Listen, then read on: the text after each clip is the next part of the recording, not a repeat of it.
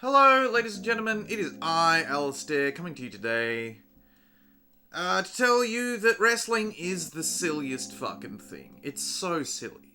It's just full of people behaving completely against their own best interests. And today, off the top of my head, I'm going to recount to you the story of one of the most silly people in all of wrestling, that is Koji Kitao. Now, Koji Kitao started out his career as a sumo wrestler, and he was pretty good at sumo. He got up to Ozeki, which is the second highest rank, and then there was an issue. And the issue was that the last remaining Japanese Yokozuna retired due to injury, and there wasn't anybody else around who was good enough to be a Yokozuna according to, like, the original requirements. And so they looked at Koji Kitao and they thought, close enough, because off the top of my head, I could be wrong about this, he hadn't won any grand tournaments, but he'd come in second place a couple of times. So, he gets pulled up a little bit early in a controversial promotion to Yokozuna, and it goes to his head, and he starts behaving like a shithead. And so he gets eventually kicked out of sumo. And he gets kicked out of sumo. Now, my memory, again, possibly hazy, of this incident is that he got into a fight with a stablemate. So someone who was in his sumo stable, sumo gym. Because that person accidentally erased his Fire Emblem save on the Super Nintendo system. Which is hilarious, and then he hit that guy's wife. And so he got booted. No more sumo for Koji Kitao. So where does man go now that he's persona non grata with sumo?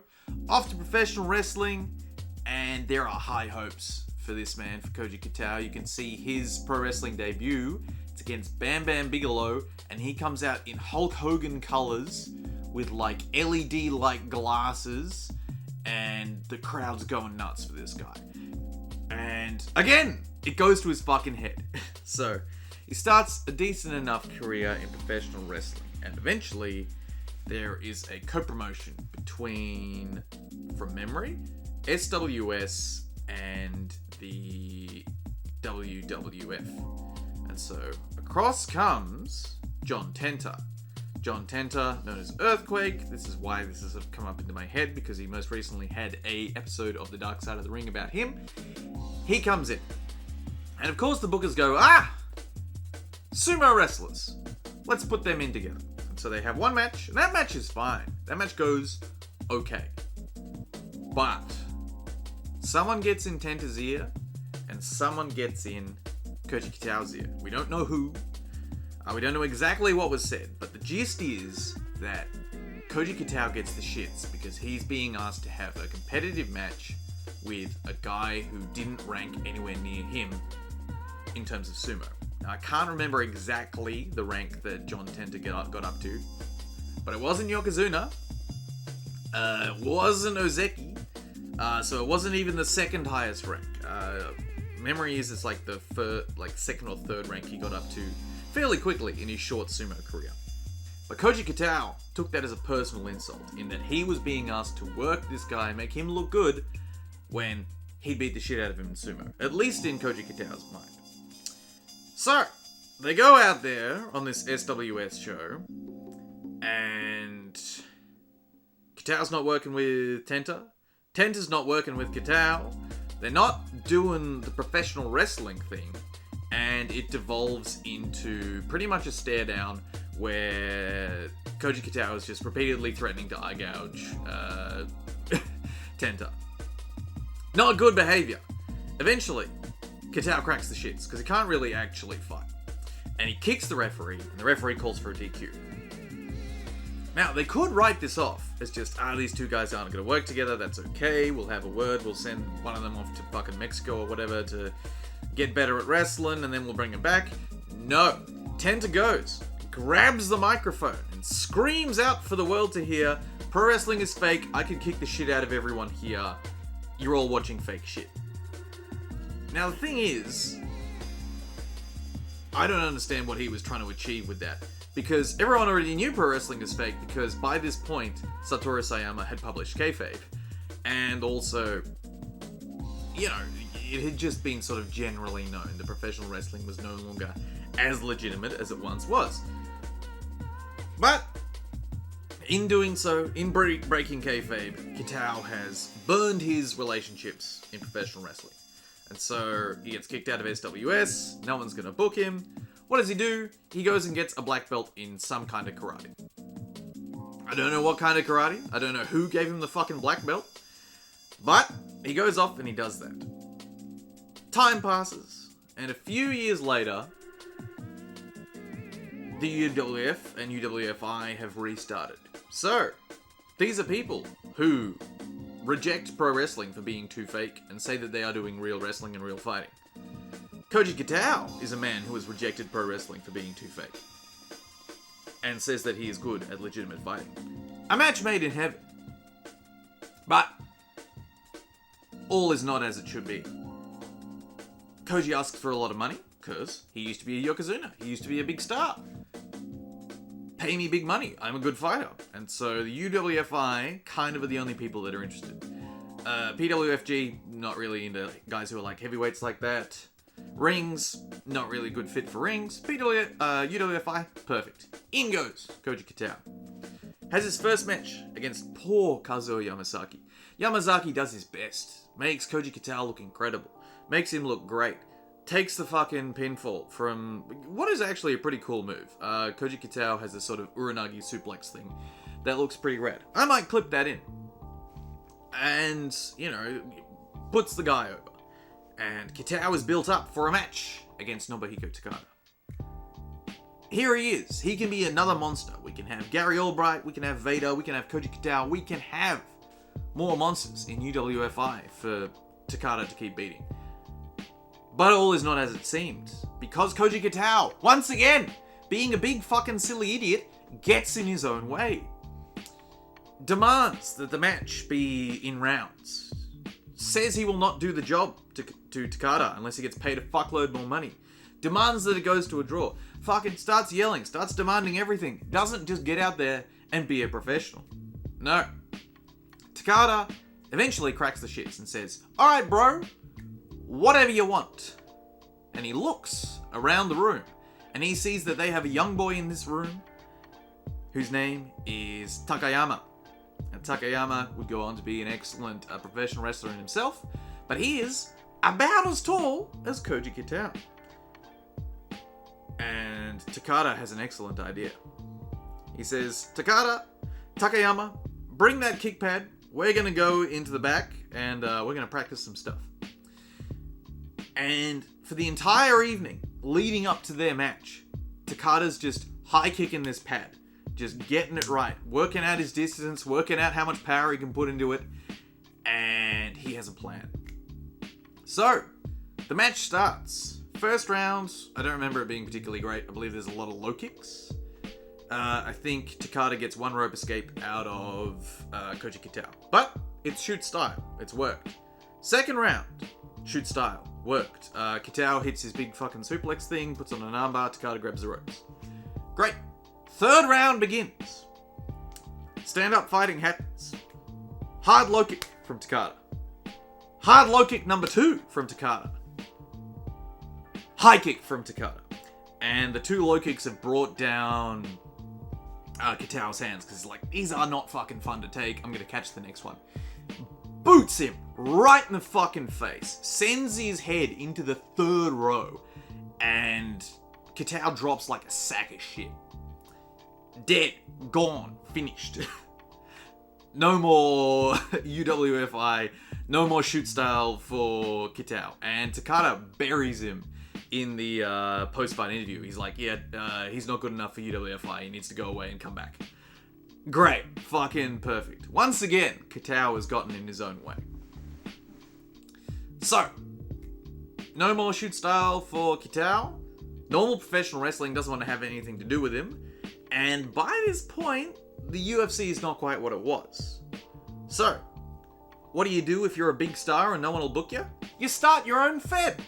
And Koji Kitao starts the worst shoot style organization. Not that it had bad workers, it's just like, poorly put together. And starts his own organization, Kitao Dojo. Notable Kitao Dojo alumni include Cody Kitahara, Al Snow, Taz, and a couple more guys that actually go on and do decent things. Oh, fucking Chris Jericho was on one of those things, although he wasn't doing shoot style. So, like, Kitao Dojo actually had decent people come through. However, it's just a terrible product because it's built around Koji Kitao, who's a big dumb idiot, and he can't work. There's a match he has against a guy called Richard Byrne, where he puts an armbar on backwards. And not like a reverse armbar. So there is one that you can do where you're like extending the arm away from yourself. No, like he puts the armbar on, but he's facing the wrong way, so he literally can't put a hold on. It's fucking awful. And none of his matches go past 4 minutes, because he doesn't have the gas. Amazing. Truly a marvelous product to watch. And I think, this is probably not true, but it's the first event that I can find that they do no ropes shoot style. So perhaps the Bloodsport progenitor, who knows? Anyway, Kitao runs his own promotion and starts co-promoting with Wrestle and Romance. Gets into a bit of trouble in Wrestle and Romance because they book Haku, also known as Meng. Kitao stiffs him once. Meng doesn't take that shit lying down and turns it around and fucking pours it on poor old Koji Kitao. But through his relationship with Wrestle and Romance, through Kitao Dojo, Koji Kitao has rebuilt some of his professional wrestling cred and some of his shoot cred. So, this is the early to mid-90s, what burgeoning sport is occurring. No holds barred is starting to become a thing. And Koji Kitao gets himself booked in a Vale Tudo fight against Pedro Otavio Souza, otherwise known as The Pedro. So, if you look up this match, the only place it's on the internet that I could find was a Russian pornography site. But there you go. At least you can watch Koji Kitao glomp on top of Otavio shoots like a single, and then Koji just goes no and blops on top of him and sits there for 6 minutes just holding on for dear life. And Otavio can't do shit, but slowly wriggles his way out from underneath Kitao. And Kitao is too fucking slow, so Otavio the Pedro gets on his back, elbows him in the fucking spine, chokes him out, fucking Kitao taps, and Otavio steps on his head getting up. Just hugely disrespectful. But that was 6 minutes against a Brazilian Jiu-Jitsu black belt, which at that time was a big fucking deal. So, Koji Kitao gets booked in the UFC against Mark the Cobra Hall. Now, Mark Hall, decent fighter, kind of, if to think of it in professional wrestling terms, mid-carder guy that you beat to go on to do better things. Sometimes we'll get quite a long match out of people. There was one where he fought Don Fry, and it took Fry like 10 minutes of just beating the shit out of him, and Mark Hall just didn't quit. Just kept trying to get up, landing as many strikes as he could, and just getting fucking hammered. Once had a street fight with Ken Shamrock for no fucking reason. That's still on his website, just some bullshit. So, there you go. But anyway, Mark Hall squares up. Koji Kitao sprints across the ring. Fucking sumo bull rush. Mark Hall lands one punch and then gets tackled to the ground. And then 10 seconds pass and Big John goes, whoa, stop. And I'm like, is Mark Hall dead? No, Koji Kitao's whole fucking head is just covered in blood and his nose is just blasting that shit out. Mark Hall, with that one hit that he landed, smashed his nose and spread it all over his face. Poor old Koji Kitao. Anyway, Mark Hall finishes Koji Kitao by knockouts. Kitao fucks off out of NHB for a year. And around comes the first Pride event. So around comes the first Pride event. And the first Pride event is whack. It's like 50% works. John Dixon versus Kazunari Murakami. That match is dodgy as fuck. And Koji Kitao's match, also dodgy as fuck. Painfully obvious that this is just a work match, a pro wrestling match. And his opponent, another later notable wrestler and also mixed martial arts guy, an eventual movie star, Nathan Jones. 7 foot tall, fucking 400 pounds of Australian muscle and sauce, just juice. Nathan spent some time in the WWF. They had such high hopes for him, and he wasn't ready for what they gave him. They could have just let him keep beating the shit out of people for like a good 6 months, but they were like, no, Nathan, we're putting you with The Undertaker. We're sending you straight to the top of the card. You don't know what you're doing. Oh no, you can't actually wrestle for more than 3 minutes. Fuck, who could have thought that the guy that we didn't teach how to wrestle doesn't know how to wrestle? So they fucked him over. But Nathan Jones, kickboxer, eventual movie star, most recently my memory of him is he was in Mad Max Fury Road. He was Rictus Erectus, big strong guy. Just is gigantic henchman in a bunch of movies, and just super great to see him doing work. Still, he and Koji Kitao get out there and put on the worst fucking match you'll ever see in your entire life, and Nathan's selling like it's normal professional wrestling. It's really shit. But Koji Kitao, his record is no longer 0-2, it's now 1-2. He says he's retired from mixed martial arts. He goes, wraps up wrestling, keeps on wrestling for Wrestle and Romance, and eventually retires in 1998. Goes back to sumo, starts coaching, because his old coach got caught embezzling funds from their sumo stable. And eventually, unfortunately, life takes a turn for Koji Kitao. He develops very bad kidney disease, because sumo is hard on the body in itself, and then being that size, not good for the human body, not good for anything. And eventually, I think he got an ultimatum from his doctors that he either had to sort some shit out, or they were going to cut both his legs off. That didn't end up happening, but he died in 2016. So, rest in peace, Koji Kitao. He's getting shoe kicked in heaven. What can we learn from the fucking tragic tale of Koji Kitao? Stay out of your own fucking way. Don't get high on your own shit. You're just a guy. Koji Kitao could have been the next big thing in sumo. But he didn't behave like it. He behaved like he already was the next big thing. And so he got kicked out. Koji Kitao had such a huge push in professional wrestling. You look at the hopes that SWS had for him, the hopes that Japanese wrestling had for him. Burnt it all, because he was high on his own shit. Could he have been decent at Shoot Star? He could have fit in quite well at UWF5.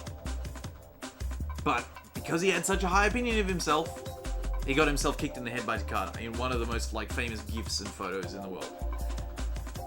He contributed to the fucking myth of Takada. Takada got high on his own shit. Don't get high on yourself. We're all just people. We don't need to be silly. Thanks for tuning in, ladies and gentlemen. I enjoyed ranting off the top of my head about Koji Kitao. If this goes well, there will be another rant for the curious case of anybody else who's just ridiculously silly in professional wrestling. And I shall see you all next time.